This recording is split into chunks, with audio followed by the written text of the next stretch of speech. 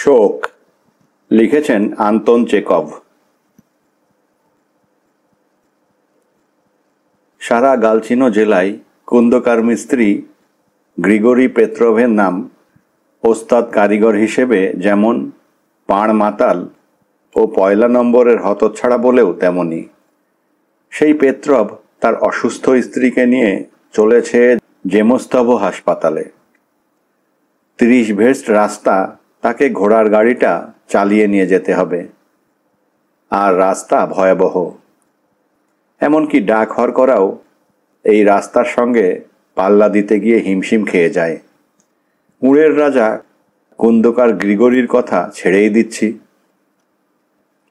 হাড় কাঁপানো হিমেল বাতাসের ঝাপটা তার মুখে এসে পড়ছে। তুষার পাপড়ির ঘূর্ণিতে চারদিক ছেয়ে গেছে। তুষার আকাশ থেকে পড়ছে না মাটি থেকে উঠে আসছে তা বোঝা ভার। মাঠ, বন, টেলিগ্রাফের থাম কিছুই ঠাউর করা যাচ্ছে না। ঝাপটাটা যখন জোর হচ্ছে, গ্রিগরি গাড়ির বোমটাও দেখতে পাচ্ছে না। বুড়ি দুর্বল ঘটকিটা ধুঁকতে ধুঁকতে ঢিকিয়ে চলেছে। গভীর বরফের মধ্যে বসে যাওয়া পাখানাকে টেনে তুলে একই সঙ্গে মাথাটাকে সামনের দিকে ঠেলে এগিয়ে দিতে তার যেন সব শক্তি ফুরিয়ে যাচ্ছে। কুন্দকারের ভীষণ তাড়া। সে তার আসনে স্থির থাকতে পারছে না। থেকে থেকে লাফিয়ে উঠছে আর ঘোড়াটার পিঠে প্রায়ই চাপকাচ্ছে। মাতৃও না, কেঁদো না, সে বিড়বিড় করে বলছে। একটুখানি সহ্য করো, ভগবানের দয়ায় হাসপাতাল এই এসে গেল। এক্ষুনি ওরা তোমায় দেখবে। পাভেল ইভানিচ কয়েক ফোঁটা ওষুধ দিয়ে দেবে, কিংবা ওদের বলবে কিছু বদরক্ত কেটে বার করে দিতে। হয়তো বা বলবে তোমার গাটা আচ্ছা করে স্পিরিট দিয়ে মালিশ করে দিতে। জানো তো, তাতে পাঁজরার ব্যথাটা কমে। পাভেল ইভানিচের সাধ্যে যা কুলাবে সবই করবে, ভেবো না। চিৎকার করে পা ঠুকবে, তারপর কিছুই বাদ রাখবে না। লোকটা বড় ভালো, দরাজ দিল, ভগবান তার ভালো করুন। আমরা যেই পৌঁছব অমনি হন্তদন্ত হয়ে ভেতর থেকে বেরিয়ে এসেই খেঁকিয়ে উঠবে, কি চাই হ্যাঁ? তারপর চেঁচাতে থাকবে, আর একটু আগে আসতে কি হয়েছিল? আমাকে কি মনে করিস, একটা কুত্তা? সারাদিন ধরে তোদের মতো ভূতদের ব্যাগার খাটব? সকালে আসিসনি কেন? যা বেরো, কাল আসিস।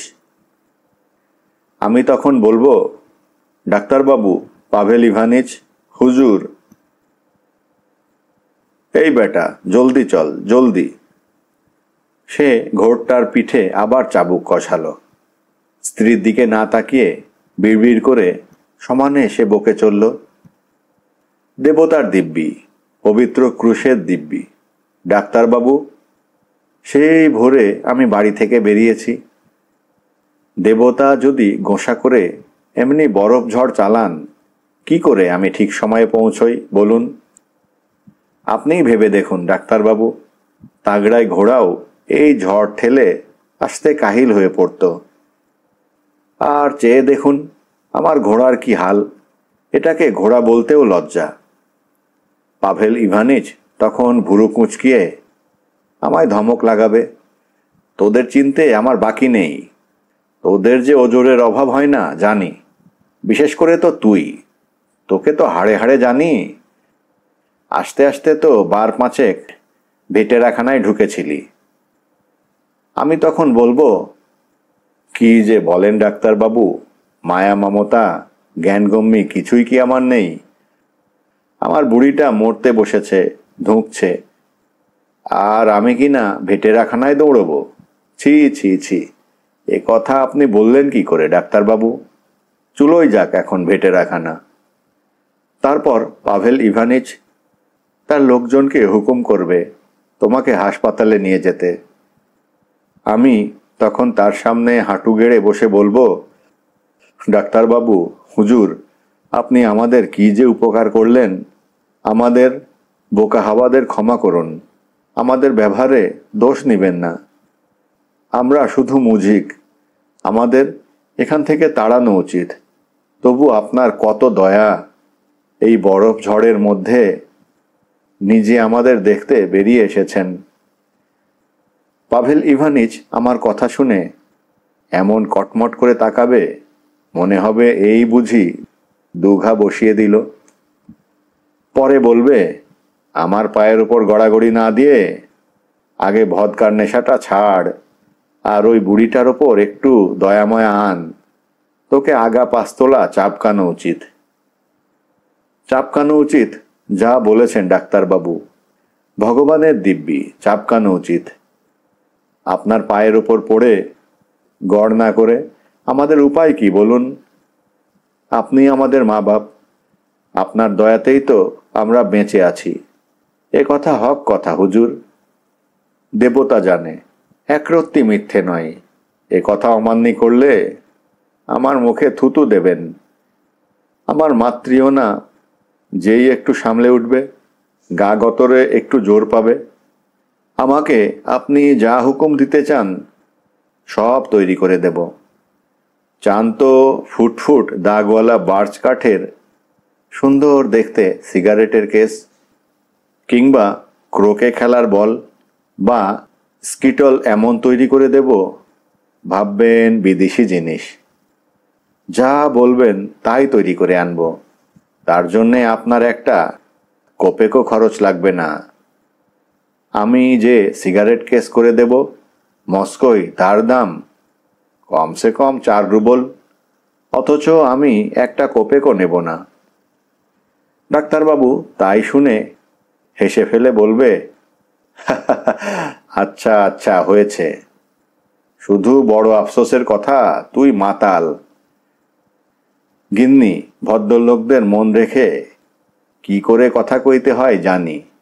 এমন কোনো ভদ্রলোকই নেই যাকে বাগে আনতে পারি না দেবতার দয়ায়। এখন পদ বেভুল না হলেই হয়। উফ, কি ঝড়! বরফের জন্যে কিছুই যে ঠাহর হচ্ছে না। কুন্দকার অনর্গল বকে চলেছে।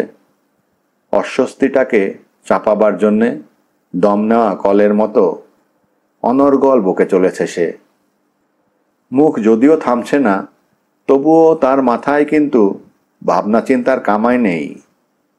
সে অপ্রত্যাশিতভাবে নিদারুণ শোক পেয়েছে, বিনা মেঘে বজ্রপাতের মতো। শোকে মুষড়িয়ে বিহবল হয়ে পড়েছে সে। সামলিয়ে উঠতে পারেনি স্বাভাবিক অবস্থায় ফিরতে। এতদিন বিনা চিন্তা ভাবনায় তার জীবন ভেসে চলেছিল মাতলামির ঘোরের মধ্যে। আনন্দ বা দুঃখ কিছুই সে জানেনি। হঠাৎ সে বুঝতে পারল তার বুকের মধ্যে দারুণ একটা যন্ত্রণা। ফুর্তিবাজ নিষ্কর্মা মাতালটা হঠাৎ দেখল ব্যস্ত সমস্ত কাজের মানুষ হয়ে উঠেছে। তাকে যুঝতে হচ্ছে প্রকৃতির সঙ্গে। তার মনে পড়ছে এই শোকের সূত্রপাত গত রাত থেকে। আগের দিন সন্ধ্যায় যথারীতি মাতাল অবস্থায় বাড়িতে ফিরে এসে বহুদিনের অভ্যাস অদ্ভুতভাবে তাকিয়ে যেভাবে আগে কখনো তাকায়নি।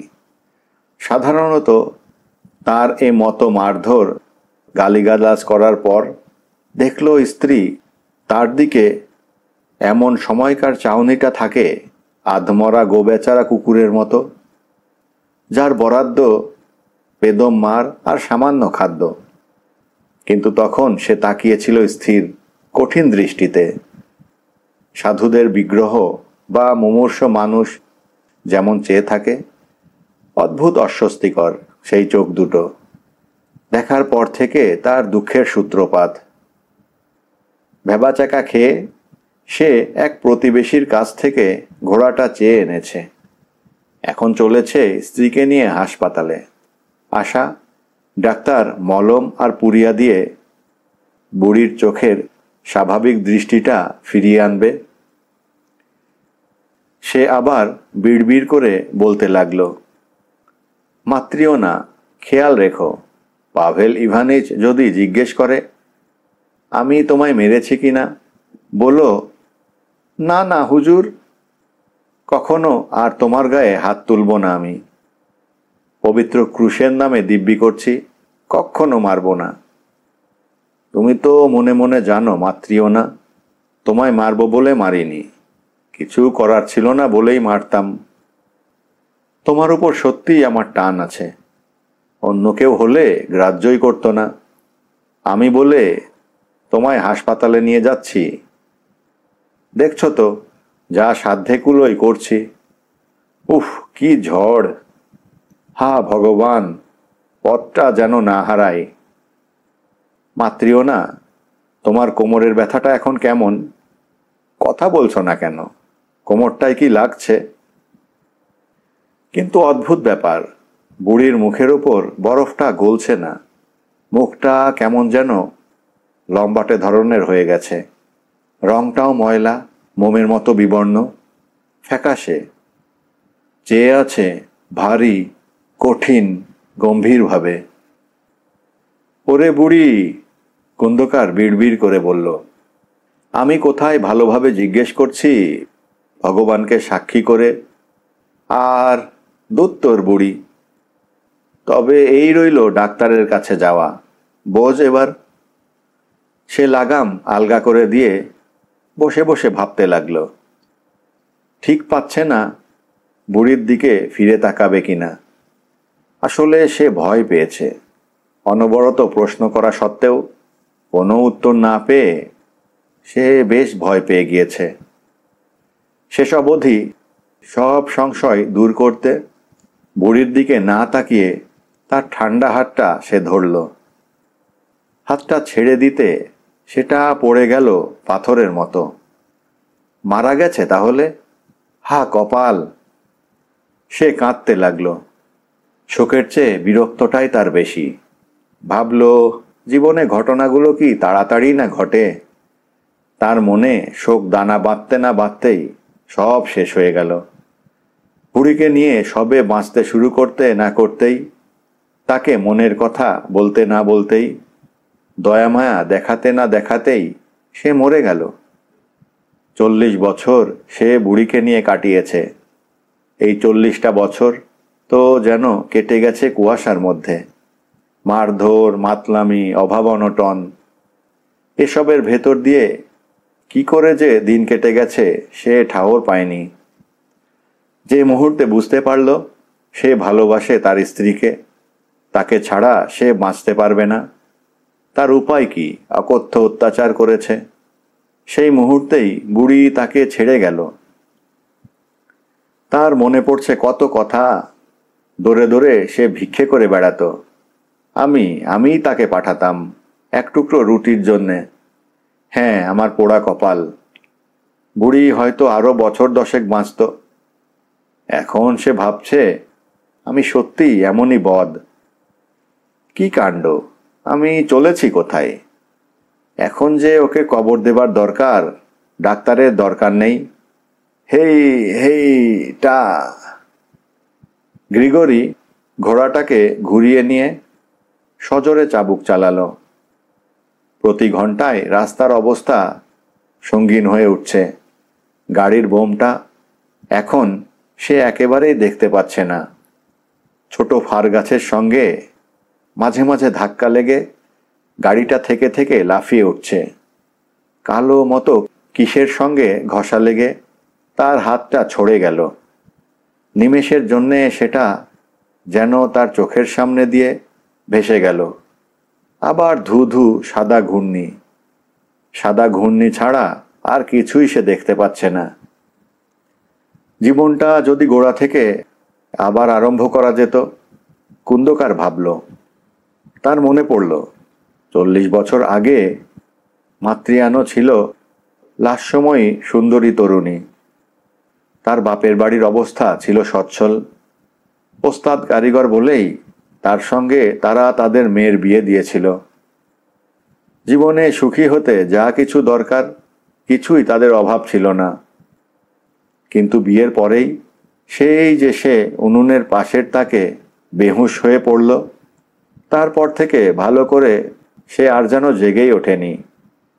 বিয়ের কথা তার মনে আছে, কিন্তু তারপর কি ঘটেছে কিছুতেই সে মনে করতে পারে না। শুধু মনে পড়ে মদ খেয়েছে, মারামারি করেছে আর বেহুঁশ হয়ে ঘুমিয়েছে। এই করেই তার 40টা বছর হেলায় কেটে গিয়েছে। তুষার ঘূর্ণির সাদা মেঘগুলো এবার আস্তে আস্তে হয়ে আসছে ধোঁয়াটে। সন্ধে হয়ে আসছে। আরে, আমি চলেছি কোথায়? কুন্দকার নিজেকে জিজ্ঞাসা করল। ওকে যে কবর দিতে হবে, অথচ হাসপাতালের দিকে চলেছি। নির্ঘাত আমার মাথা খারাপ হয়েছে। আবার সে ঘোড়াটা ঘুরিয়ে কষে চাবুক মারল। ঘোড়াটা চি ডাক ছেড়ে সমস্ত শক্তি নিয়ে কদমে কদমে ছুটতে শুরু করল। বারবার কুন্দকার তাকে চাবুক মেরে চলল। পেছনের কোথা থেকে যেন ঠক ঠক একটা শব্দ তার কানে এলো। না তাকিয়েই সে বুঝতে পারল স্লেজের গায়ে লাশটার মাথাটা ঠুকছে। অন্ধকার ক্রমে ঘন হয়ে আসছে। ঝড়ের বেগ যেমন বাড়ছে, বাতাসও তেমনি ঠান্ডা ও তীক্ষ্ণ হয়ে উঠছে। নতুন করে আবার জীবন শুরু করতে হলে, কুন্দকার ভাবল, নতুন সব যন্ত্রপাতি জোগাড় করতাম, নতুন কাজের ফরমাশও আনতাম, পয়সা করি ওর হাতেই তুলে দিতাম, নিশ্চয়ই দিতাম। তারপর তার হাত থেকে লাগামটা খসে পড়ল। সেটাকে খুঁজতে চেষ্টা করল, কিন্তু হাতে তুলে নিতে পারল না। তার হাত দুটো অসাড় হয়ে গেছে। কুছ পরোয়া নেই, সে ভাবল। ঘোড়াটা নিজে নিজেই যেতে পারবে, পথ চেনে। এখন একটু ঘুমিয়ে নিতে পারলে হতো। কবর দেবার আর শেষ উপাসনা করার আগে পর্যন্ত জিরিয়ে নিতে পারলে হতো। কুন্দকার চোখ বুজে ঝিমুতে লাগলো। একটু পরে সে শুনল ঘোড়াটার দাঁড়িয়ে পড়ার শব্দ। চোখ মেলে সামনে দেখল কালো মতো কি যেন একটা কুঁড়ে ঘর বা খড়ের গাদার মতো। মনে মনে সে বুঝল এবার তার স্লেজ থেকে নেমে খোঁজ খবর নিয়ে আসা উচিত কোথায় এসে হাজির হয়েছে। কিন্তু তার সারা অঙ্গ এমন অবসন্ন যে মনে হলো একটুও নড়তে পারবে না, এমনকি জমে মরার হাত থেকে নিজেকে বাঁচাবার জন্যেও না। নিশ্চিন্তে সে ঘুমোতেই লাগলো।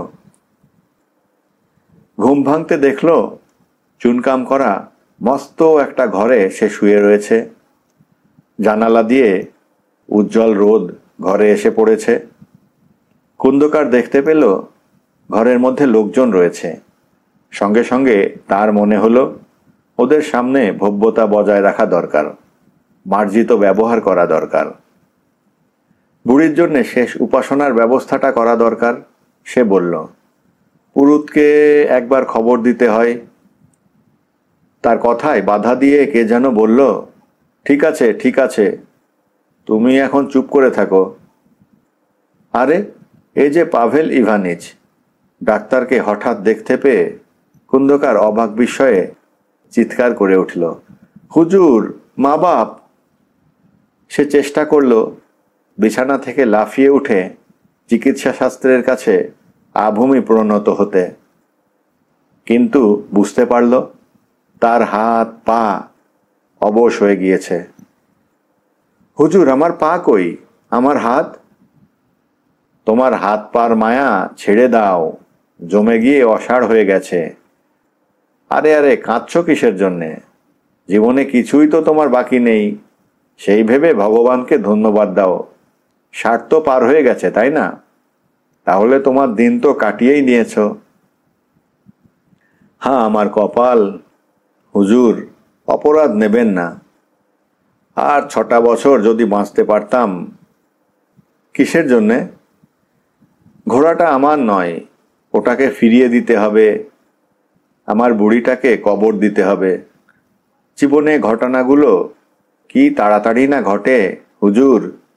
পাভেল ইভানিচ, আপনার জন্যে ঠিক তৈরি করে দেব। ফুটফুটে দাগওয়ালা সেরা বার্চ কাঠের সিগারেট কেস আর ক্রোকে খেলার পুরো একটা সেট। আর ডাক্তার হাত দিয়ে ইশারা করে ঘর থেকে বেরিয়ে গেল। কুন্দকারকে নিয়ে আর করার কিছু নেই।